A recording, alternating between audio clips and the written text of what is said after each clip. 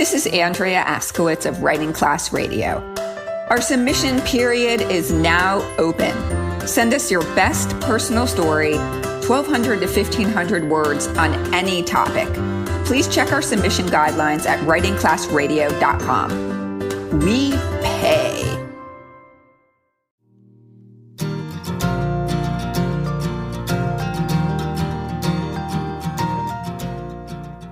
Hey, you're listening to Writing Class Radio, where we share stories with you from our writing class. I'm Allison Langer, a student in the class. And I'm Andrea Askowitz, the teacher. Today you'll hear a story from one of my fellow students, Jahn Dope. His story is called Dark Matter. The story begins after John ODs on LSD, then backtracks to childhood. And let the house fall. Nothing I can do. I remember my sister Dominique asking me, "What happened to you? Why are you always caught up in some drama? You need to protect yourself from these dangerous situations." I didn't have a good answer then. I just kept quiet and let her put vitamin E on the scar on my forehead I got from smashing my head through a window. I overdosed on LSD. I had a bad trip on 15 hits of acid. I was born in Long Island, New York, in a Haitian family of 5. I was the only boy and the 4th child. My family was the only Haitian family on Ridgewood Avenue. Both of my parents had more than one job. My mom, Nadja, worked in a hospital. She also worked at Eaton Corporation assembling parts on a conveyor belt, and as a caterer for special events. I never met a person that did not like her cooking. Nadja was also born in Haiti and did not get far in school either. Her mother died of pneumonia when she was an infant. Her father traveled and dealt in the black market. The only pictures I ever saw of my grandfather were in a hat and an overcoat pointing a revolver. The other was in a coffin.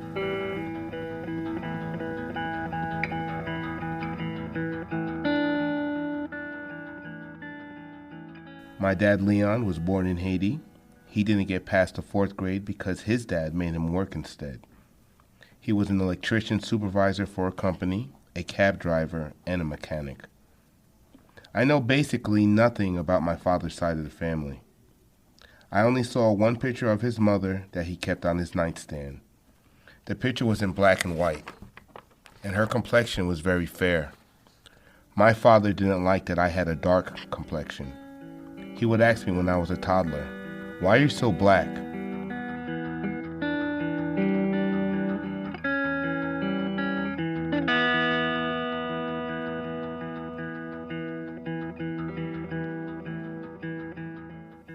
Nobody helped me with my studies. I remember going around the house looking for help. I would start with my oldest sister or the one in charge. Wee, which stood for Wilhelmina. "Can you help me?" She was always on her way out to be with her boyfriend. Next was Do, which stood for Dominique. She stayed away from everyone, locked in her room by herself or with her best friend. She burned a lot of incense, and when she came out, she would send me to the store to buy Entenmann's chocolate chip cookies. Do said my ears remind her of them. Next was Mai, which stood for Miley Ann. Mai, I need help. "Not right now, I'm on the phone." She'd then start talking in Pig Latin. One day I found out how to decipher it on the back of a school bus. I snuck through the kitchen, to the living room, and under the table. I had my pencil and my black and white composition book. I spied on her as I looked through the embroidered tablecloth. She was on the couch with her back to me, chatting away. I found out she kissed a boy, and I sprung out, startling her. I said, "Ooh, I'm going to tell." But I was just joking. She rumbled and pounced on top of me. She was 5 years older and stronger than I was at age 11. She pinned me down on my back and grabbed my arms. "You're going to tell what?" I laughed and said, "You're kissing boys. You're not going to say anything or I'm going to tell Poppy you're the one who broke the VCR." I got mad because we already agreed that was going to be a secret. I crossed my heart and hoped to die. I caught her smoking a cigarette and kept quiet when my dad found one of them that she left out in the room we shared. I cried out, "Oh, you're not fair." She said, "Life is not fair." Then she grabbed my arm and made me hit myself in my face. While she did that, she said, "Why are you hitting yourself?" I started to cry because I was scared. She let me go, and I asked, "Are you going to tell Poppy?" "Please don't. I was just joking with you. I'll do anything." "Pretty please?" My, I'll do all your chores." I was petrified of Leon and another whooping. He was so violent with his belt, and the most violent with me since I was the only boy.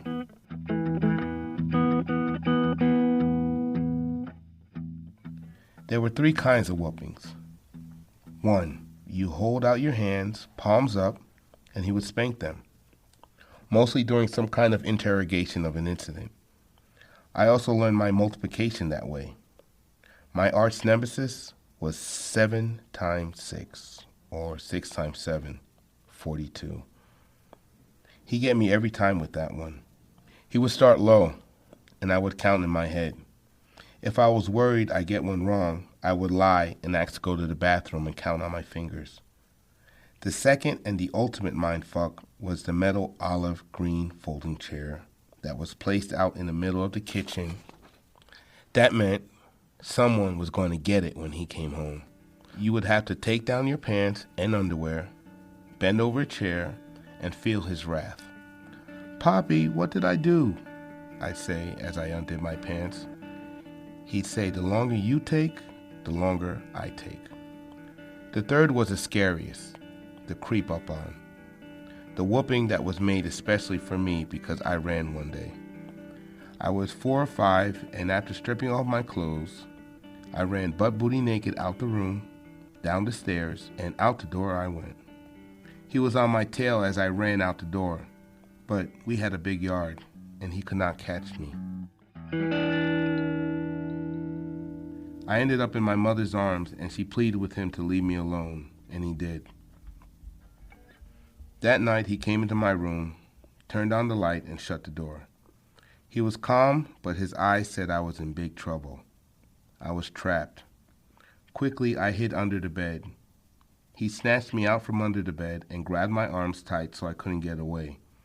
He hit me repeatedly, and I cried and screamed. I was frightened and in pain. I heard my sister yelling through the wall to leave me alone. I don't think he heard her. He was deaf with rage. I embarrassed him, and I had to pay. I ended up passing out. Leon left when I was 7. You'd think life would get calmer, but it didn't. He would come back to reprimand me, like when my mom told him I got bad math grades. And no one was there to watch me. Wee Endo had left the house. By the time I was 9 years old, my was into boys and Mom was working. My mom moved our family to Florida when I turned 12. She could not keep up with the bills and sold our house for a smaller one, a house in Miramar with a smaller backyard. Middle school was rough. I was picked on because I spoke too proper for the local kids. "You talk like a cracker." I didn't even have clothes that were in style. My clothes came from flea market, Walmart, and my sister's hand-me-downs. I would bleach the clothes if they were pink or any other girlish color. I ended up getting into fights, and I won every single one. I eventually earned the other kids' respect for that and my athletic abilities. When I was 14, I smoked my first joint. I stole out of Mai's purse while I was looking for candy. It felt great. I forgot about all my troubles and worries. Laughing never felt so good, and food never tasted better. From that point on, I was not afraid of taking drugs. When I was a freshman in high school, Wee withdrew me from Miramar High and moved me to Naples, Florida. I ended up around rich kids and harder drugs like cocaine. When I first tried cocaine, it was by accident. I thought it was a crushed Percocet. Wee had told me that if I ever did coke, I would have a heart attack. That wasn't true. So I did it all.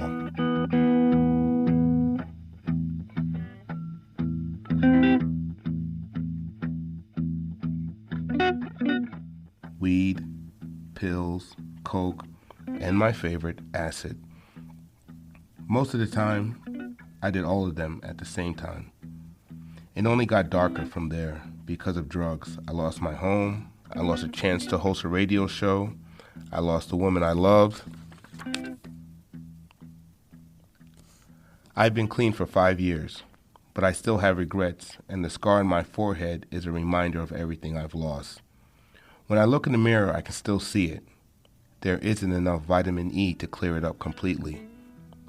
The scar inside bothers me the most.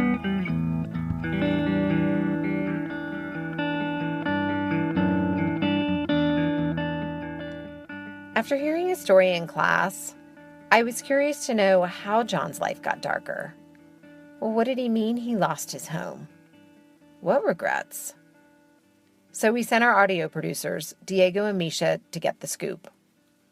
But before we get to that, here's a word from our sponsors. For anyone interested in improving your writing, First Draft, Weekly's writers group, is for you. It's Tuesdays, 12 to 1 Eastern Time. It's a community. We come together to write for 30 minutes, share what we wrote, get feedback, and leave inspired. First session, always free. Otherwise, $35 a month. That gives you 8 full sessions a month. If you are interested in joining First Draft, jump on Patreon/Writing Class Radio. A famous writer called Allison Langer once said, "You'll never know how great your writing is unless you share it at First Draft." I love when you quote me. Welcome back. You're listening to Writing Class Radio. At the beginning of this episode, Jahn Dope read his story, Dark Matter, which gives us a little background into his life growing up. In class, when John ended this story, I was like, what? Wait, what happened? I wanted so much more. But in class, we don't get to hear the answers to those questions because the narrator's not allowed to speak after the story's read. He's not allowed to explain what he meant. The story has to speak for itself. John's story had holes, and I wasn't sure if he was afraid to share his whole story or if he just didn't get there in 1,200 words. I wanted to know everything. John agreed to meet up with Misha and Diego and share his whole story with us. Hey guys, this is Diego. I'm one of the audio producers. You may remember John from a previous episode. I'm really mad at my mom. I am so mad at my mother. I'm really upset at my mother because of the way she goes about everything. You know, we came from a family of 5. She taught us a lot of good traits, you know, how to be respectful, how to dress well, how to eat at the table, you know, don't run with the scissors, how to hand a knife over, you know, but she had these relationships with these, you know, random men that have torn apart our family and really has thought nothing of it. In that episode, John told the story about his mom. In the story John read at the beginning of the episode, we hear a little about his sisters and their role in his childhood. We were curious to find out what happened in John's life during and after high school, so Misha and I decided to meet him outside of the event space he now works at. Hey! No, sorry. I gotta tell these guys. Go ahead. Hey guys, it's closed! Now, 95, I ended up moving to Naples, Florida. You know, out of nowhere. I just go to school one day and they're like, oh, you've been signed out. John was 14 years old when he transferred to a new high school in freshman year. The change was hard for him, but because he was a good athlete, he was asked to join the football team. By senior year, he was one of the best on the team and a prospect to play college ball. One day in his senior year, he was invited to wrestling practice. I was wrestling with him, and then he just fell on my knee, and then it didn't feel too good. And it was no urgent care for me. And, you know, the wrestling coach was like, if anybody asks you fell, you tripped in the parking lot. Not long after, college football recruiters from Ball State, a Division I school, came out to see him. Like, imagine, like, second, third period, of class, full hallway, and I was in my PE class. I'm in a stabilizer, and I'm walking on crutches, and then I see my coach, and he's looking, and he sees me, and he has 2 guys with him, and then he sees I'm in a stabilizer. He sighs, grabs his head, and then they make a brief conversation, and they turn around. This is like within 20 yards of me, because I'm seeing it, but I don't really know what really happened till after I got to talk to my coach. Right. That was something that bothered me growing up. And realizing, because like your one chance, like why do you even have to go to wrestling practice? They're like, oh, you should go to wrestling practice to make your resume look good. And look what happened. I ended up getting hurt, and then one of the rare opportunities that I had to better my life and better my schooling and everything was taken away. After losing his opportunity to play college football, Jahn gave up on himself. After that, I started experimenting more with drugs, just to cover up the pain and hurt of not being able to fulfill the dream I had. So the pain, like the physical pain and hurt, or the emotional? The emotional pain. So like to escape what was happening, that your dream of becoming an athlete was fading away. I was trying to get out. When drugs came into my life, it made me feel good, and I did it to the best of my knowledge. Just try to do everything. I wanted new experiences, all this stuff, just to make me feel good and escape from the mental trauma. Jahn was given a spot on the football team at Methodist College, a D3 school in North Carolina, and his dad, having a desire to get back into his life, offered to pay. But toward the middle of the second semester, he takes a train home for spring break. My sister, I ended up missing the train because through whatever reason, we had to do something else. We missed the train, and I couldn't get back to the school in time. I missed the midterms. I was put on academic probation. My dad doesn't understand that. He thinks I did something wrong, so he's like, I'm cutting you off completely. After John's dad cut him off, he dropped out of school. Well, I gotta live life on life's terms after that, Then you don't got a college education. You have to deal with low-paying jobs or be a laborer, construction. And then, I did that for a little minute. And, worked odd jobs here and there. Quit some, got fired from others from being a weekend warrior,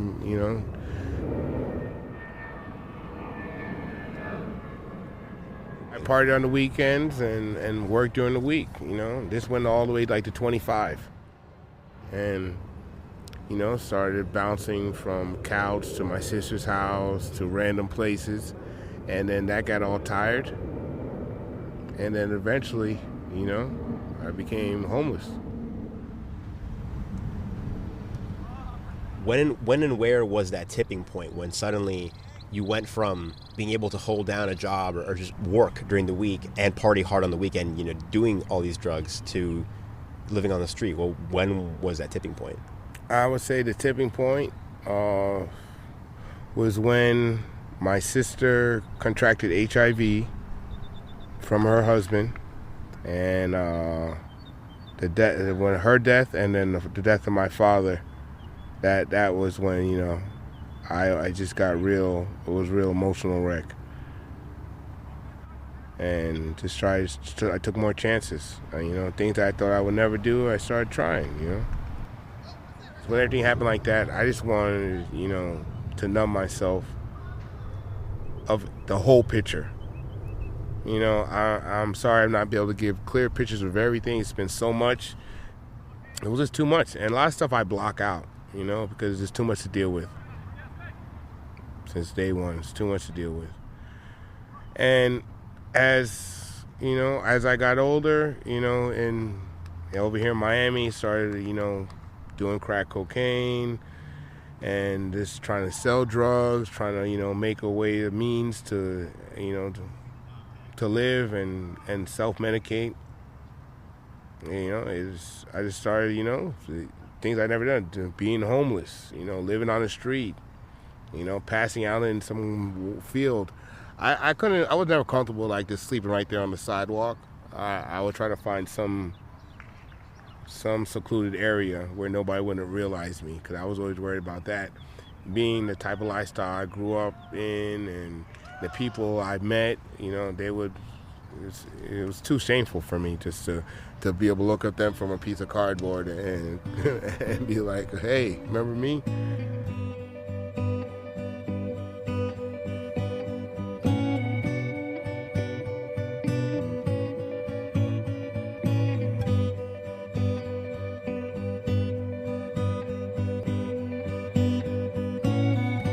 Now the walls are swaying and crumbling.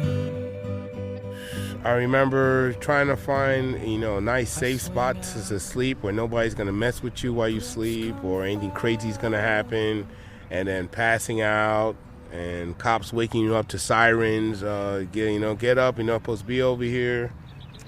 I remember, watching people get shot, killed, people dealing with a lot of people on the streets have mental issues. And they're just not right. And then because you're both doing a drug, you can't think they're going to be all right. They're not. When John first started using drugs to get away from his worries, he didn't imagine himself becoming addicted and homeless in Miami. What was he thinking? What was he feeling, going from promising athlete to weekend raver to surviving on the streets? I just didn't, I didn't care no more at that point, man. I was just like, everything keeps going wrong. Everything has gone wrong in my life. And this is what I might as well do, because every time I seem to try, something goes wrong, the rug gets pulled out from under me, I make an innocent mistake, I make a regretful mistake. I'm not perfect, I made some mistakes, but just couldn't do it no more. Just couldn't do it no more. You felt like you were giving up. Yeah, I did give up at one point, It was different, it was different, but I felt like I must belong here because where I'm at, nothing happens to you without a reason. And I just tried to, I dug deep, just try to be like a real homeless person, and you learn different spots to go eat. And, I had a couple of guys I met, and they showed me, they put me under their wing. Okay, this is places you eat, this is where you can shower, stuff like that. Trying when I tried to, sell drugs. I did. I didn't say try. I did. So you sold drugs here in Miami? Yeah. Did you get caught for that? Yeah, I got caught for that a couple times because you're just sitting there in a barrel, and if you're good, you're going to have a lot of customers come up to you, and it's going to be people constantly, active area, and they know the area you win is for high drug activity. And then they keep seeing you on the corner or in the area, they would get busted, What do you mean in a barrel? Because it's such a small area, and if you have drugs in, I'll say a 4-block radius, like a square, and it's in that area, and you decide to sell drugs in that area, it's bound to happen. You're going to get busted. Is it either competition's going to snitch on you, tell on you, or you're going to take a chance, or they just come up on you. I asked if selling was the only thing he got locked up for. Possession, trespassing, criminal mischief, grand theft. And it was that last one, grand theft, that landed him in jail for 180 days. John would also make money by selling scrap metals, sometimes by finding them on construction sites he'd sneak into. One day, someone came asking for a favor. Some guy comes up to me a couple days before my birthday, and he's like, hey man, I need this a dolly to come try to move some stuff. And I'm like, I'll rent you a dolly, because it's a form of way of making money. If you have to move something heavy, not many people have it to move it correctly. They'll sit there, struggle, put it on a buggy. And I went to go help him with it. And then he was doing it wrong. I showed him how to do it correctly. And next thing you know, the police came. And then I thought it was going to be just like criminal mischief, maybe property damage. But since anything that costs over, was it $350 considered grand theft. And we were breaking apart this old, dilapidated aluminum fence that's already been missing pieces. So, but it wasn't ours. Came back on the streets, and then I'm just like, I'm here again, I found some way to make some money, and started getting high. Then it didn't feel the same. I'm just sitting there and I was like, this is bullshit. And I went out, I left the place where I was smoking at, wasn't worried. I guess I ran out of money, and I went to the sidewalk, and I'm sitting there till like 2 o'clock in the morning. I'm like, you know what? I need to join a program, get back on my feet, because life is better than this. I shouldn't have to do this. There's a way it can be done. After getting out of jail, John made a choice to change his life. He left the spot he was getting high at and walked 25 blocks to the Miami Rescue Mission. Okay, I came from that street right there, 14 down. Actually, when I decided, I was on probably like 8th, 7th, 6th. I was deep downtown. And I took the walk all the way over here. Someone offered me a tent. Somebody offered me a job. Somebody offered me to go get high as I want to get. All within different occurrences while I'm walking to join the program. So that right there was like a sign like, okay, I'm onto something. And you see, where was all this stuff when I needed it? And now, so it was very clear that I was doing the right thing. And I felt good. Misha and I went to the rescue mission so John could show us around. And he immediately ran into one of his old buddies. It's my friend Sam Cheever.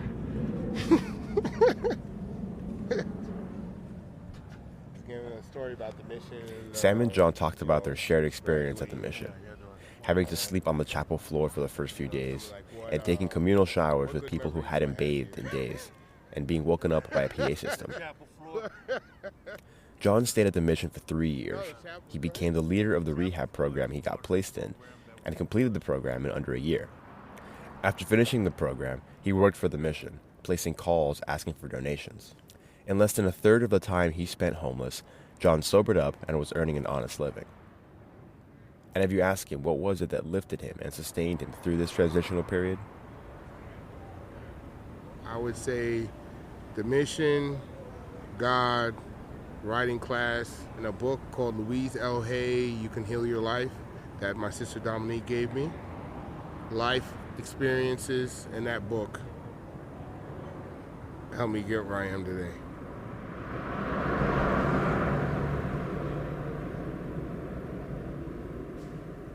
John met Andrea when she taught classes at the Miami Rescue Mission. John showed up every week for 2 years. One day in our class, John wrote this. And had a chance to dig deep and work on myself. Her class helped saving my life. Thank you, Andrea, and I love you for that. You helped me find feelings that I suppress that give me the inspiration to give a shit. Plus, she laughs at my jokes. John joined Writing Class Radio a year and a half ago. We let him use a pseudonym because of his affiliation with the rescue mission, but he promised to come clean when he could. A few months ago, John left the mission after living and working there for 3 years. Now, as promised, he's proud to use his real name. Oh, my name is Philip Sylverin. I'm Haitian American, born in Long Island. I'm a production manager, and now I live here in Wynwood. Start over, but tomorrow's a new day. Phil's life has been hell for a really long time. Life is fucking hard for all of us in one way or another. The trick is coping in a healthy way. Writing my stories has helped me get through a lot of shit. John told us that writing class was one of the main things that saved his life. I saw it firsthand. In class, when John wrote about the shitty things he's had to overcome, it seemed like writing them down and sharing them with the class helped him move past Jahn Dope. and onto a thriving, healthy Phil Sylverin. Everyone who comes to class is working through something. Are you? Are you working through something in your life? If so, we want you to share your story with us. Write about what you're struggling with right now. Is it motherhood? Addiction? Your weight? Is it aging? Write for 10 minutes quickly without too much thought and record what you wrote on the voice memo of your phone. Then email it to us at info@writingclassradio.com. We'd love to air your response right here on the podcast. And let another mission consume me. I stepped down and let the house fall. This episode is produced by Diego Saldana Rojas, Misha Morel, Andrea Askowitz, and me, Allison Langer, with editorial help from Sonesh Chainani and Wendy Adelson. Writing Class Radio is sponsored and recorded at the University of Miami School of Communication. Theme music by Adriel Bershansky. And additional music by Ari Herstand and Mon Plaisir. Check out all our musicians on our website. Study the stories we study and listen to our craft talks. There's no better way to understand ourselves and each other than by writing and sharing our stories. Everyone has a story. What's yours?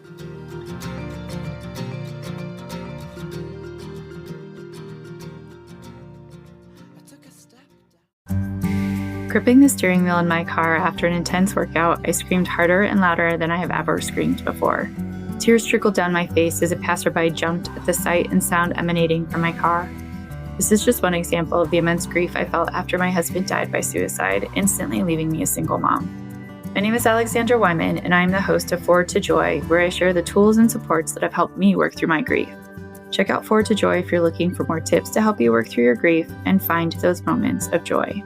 Forward to Joy with Alexandra Wyman. Listen now on Apple Podcasts, Spotify, and at forwardtojoy.com.